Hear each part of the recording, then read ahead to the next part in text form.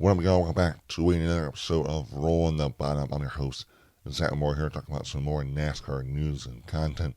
So let's roll. First thing I want to talk about, Alex Bowman was disqualified during the post-race inspection for the Roval race, the Charlotte race, the round and 12 elimination race for being too light.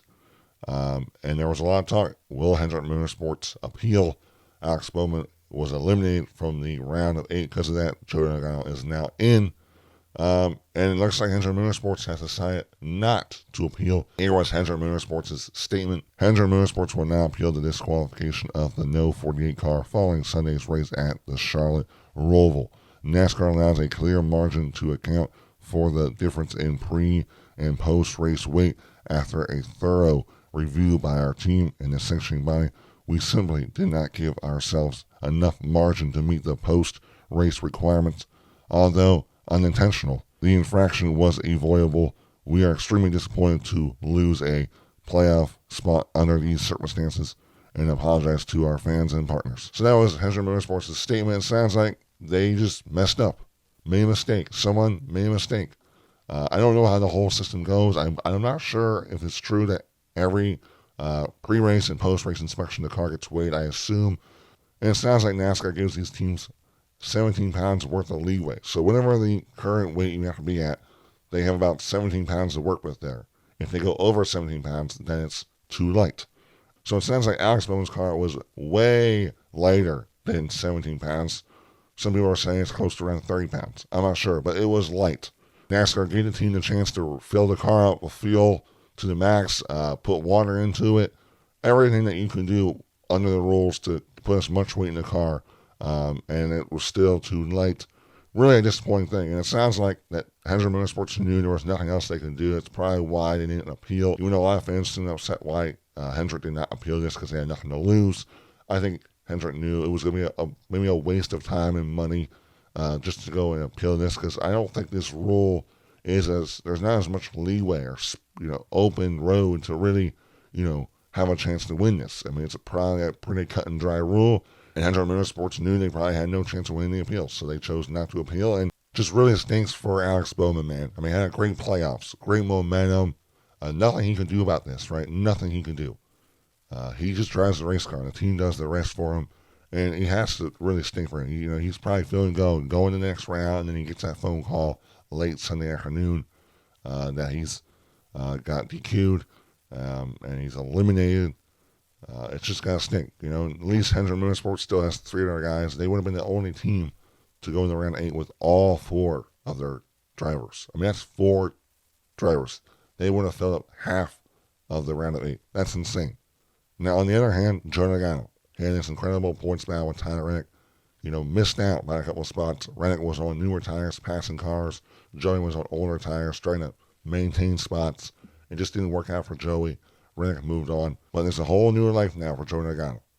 He's in, and now he has a chance to go and try to lock himself into the round of 4. We got Las Vegas, Homestead, and Martinsville. The Fords are really good at the short tracks. The mile and a half they're better at.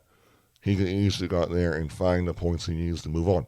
But it's going to be really hard because this final 8 is very much stacked. Next topic, Haile Deegan is leaving NASCAR and joining the Indy Next Series for 2025 for HMD Motorsports, piling the number 38.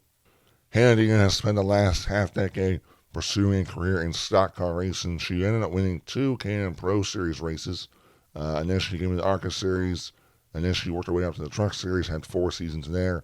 And then this season, raced in the Xfinity Series, and then halfway through, she parted ways with A&M Racing. She found very little success, only having 6 top 10s in 4 years in the Craftsman Truck Series. In her half season in Xfinity, she had a best finish of 12th, no top 10s, no top 5s, average finish of 26. So not much success. She's very marketable. She had a lot of support behind her, a lot of good sponsors, but it just seems like the on-track success has not been there for her. There was rumors about Haile Deegan going to Stewart-Haas Racing's Xfinity Series program, but those rumors never came to fruition. And now she's going to be pursuing a career in open-wheel racing, the Indy Next Series. I don't know much about the whole IndyCar Series, the ladders that you work up to get to the main IndyCar Series, but I did hear that the Indy next series is a series under the main IndyCar series. So she's going to be racing in a very competitive series. Her team seems very large. Of course, I think it's a great decision by Haile Deegan. Go into open wheel ranks, get away from the NASCAR, I guess the so-called beating banging. I do feel like drivers definitely didn't race her with respect in the Truck Series, Xfinity Series, but also she was racing in the back, right? So I don't know. A lot of people will say that she isn't that good. Some people will say it was the car. I can't, I'm not going to say one or the other. I definitely had more of a feeling that she was the issue. But hearing stuff about A&M Racing's issues, I'm not going to, put judgment on her or the team because, I'm just a fan that makes content about racing. I'm not really much of an expert about, what makes a good race car driver versus not, and what makes a good team versus not. But I do think this is a good decision by Haile Deegan. I think we'll get to really see her skill set. The nice thing about this is that any people that are still big fans of Haile Deegan will be able to watch her on, national TV. The Indy next series will be on FS1 and FS2, part of IndyCar's new media rights deal, so that'll be pretty cool. So overall, this will probably be the end of me talking about Haile Deegan. I talk about NASCAR only, so it's been real, I guess, right? Unless Haile Deegan ever chooses to come back to NASCAR, I probably won't talk about her on my channel ever again or in any NASCAR sort. But hey, if she is able to succeed, I'll be big for IndyCar. It would be really cool to see her get to the top ranks of IndyCar, and who knows, maybe one day race in Indy 500. But next thing, according to Adam Stern, NASCAR Holdings leadership is talking with its IMSA sports car property about working together on a future race event in which both series compete. This will be pretty cool. I mean, NASCAR owns IMSA. They've owned IMSA for over a decade now.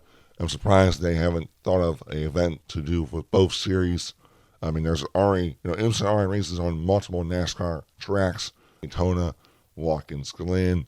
I believe they may race at Coda, Indianapolis. I believe they raced on Sonoma too. I believe they had a race on the Roval one year. So they raced on multiple NASCAR tracks. I think this would be really cool, especially, now that NASCAR is getting into the street course world. Who knows, could you have a street course weekend with NASCAR and IMSA in it?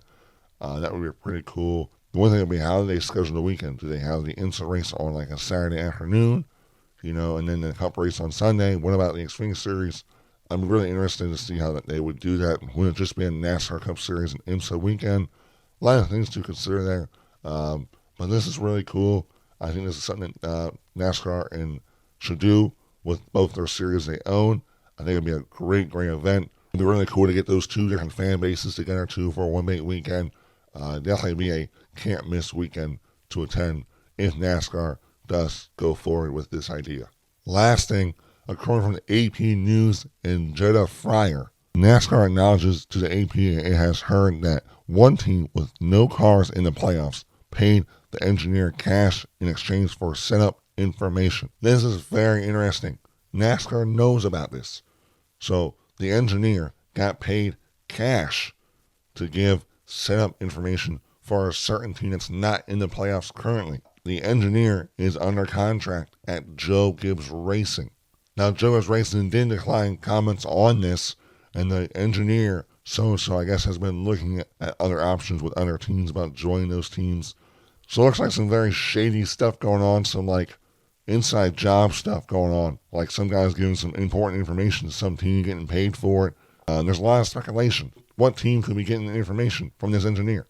Some people are saying Legacy Motor Club. Some people are saying RCR. Fans were speculating that if Legacy Motor Club got this self-information, that they haven't applied it yet because they haven't been running well. But the one people they were saying is RCR, and RCR has been running very, very well, a lot more competitive. Kyle Busch is way more relevant on TV. He's getting talked about more. He's competing for wins. Austin Dillon would have won Richmond if it wasn't for that late race caution. Kyle Busch almost won Kansas. So a lot of people are expecting that RCR is the one. That could be the one doing this inside job, paying an engineer at Joe Gibbs Racing to help on performance. Because out of nowhere, RCR, after the Olympic break, was on fire. They were a whole new team. Now, the only thing is that Joe Gibbs Racing is a Toyota team. RCR is a Chevy team. Now, the cars are very similar, but I assume you could put the same style of setups in there. Now, I'm not an engineer, so I don't know what they're giving them. We don't really know much about this. NASCAR can't do anything about it because unless there's a lawsuit or a complaint by a team, there's nothing NASCAR can do. I assume Joker's Racing has to know about this. They decline comments. I feel like, I don't know. I don't know what to say. I feel like this has to be with Legacy Motor Club because they're a Toyota team. Why would Joker's Racing or a guy from Joker's Racing give information to Chevy? Now he didn't get paid though. He got paid. This is very wild that an engineer is getting hand paid by another team. Not in the playoffs, right? Cash to help give them setup information. Very, very interesting. Well, that's a wrap on today's video. Hope you all enjoyed. Goodbye.